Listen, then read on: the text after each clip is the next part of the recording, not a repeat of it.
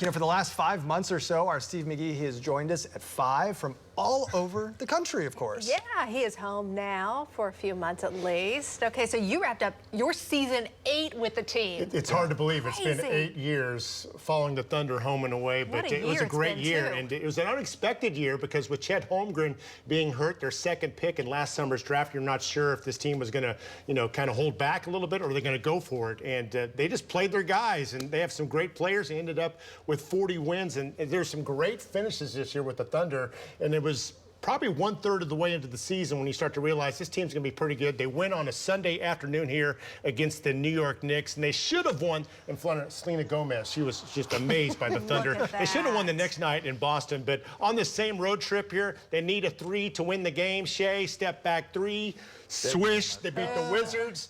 They're starting to come around at this point, and just some great moments for Thunder here at home at Paycom Center against the Portland Trailblazers. They need this shot to win the game at the buzzer.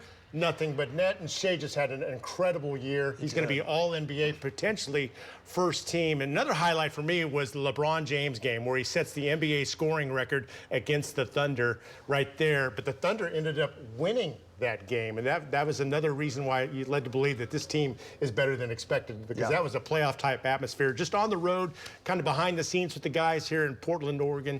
It's just great to see them. There they are in Orlando as well. So it was a fun season, and this team is on the rise. You like what you're seeing? I do. I really do. For such a young team, too, to make it to that point when a lot of people weren't expecting it, didn't know what to think. You got to think that's got to give them some confidence to get to that next level. They have definite confidence. They're not going to predict or project, hey, next year we're going to go to the NBA Finals or we're going to make it this far. They're just going to play their guys, develop them, and then you have complete confidence in these guys with Coach Daigneault to get them where they need to be. Steve, you have such a unique perspective on this. What do you think would surprise us, surprise our viewers about your experience? It's the travel. Getting from A to B, it sounds easy enough. You got hotel reservations, you got plane problems. This is the first game coming out of the All-Star break in Denver. That plane never left the air. They got ice behind the engine, and when you're waiting in line to get on the plane and you see that, especially when you see the pilot come out here check out the engine, that's when I checked out and said, I am not getting on that plane. So I went to Salt Lake City the next day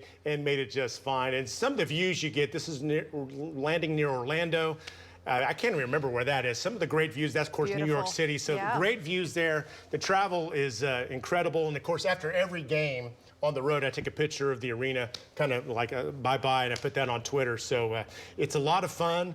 And the season goes fast. We're glad to have you. It starts in October, and next thing you know, it's early April. And I think next year, the season's going to last a little bit longer. Oh, we hope so. Season number 9 for you. We're counting 9 on 9. I know. We're happy to have you back. Your wife's happy to have you back. That honey-do list that was undone. I have to stain the fence. That's left over from last year's duties. I got to mow the yard. I got to paint this, paint that, do this, pick up this. Well, at least you have some rain to give you an excuse today.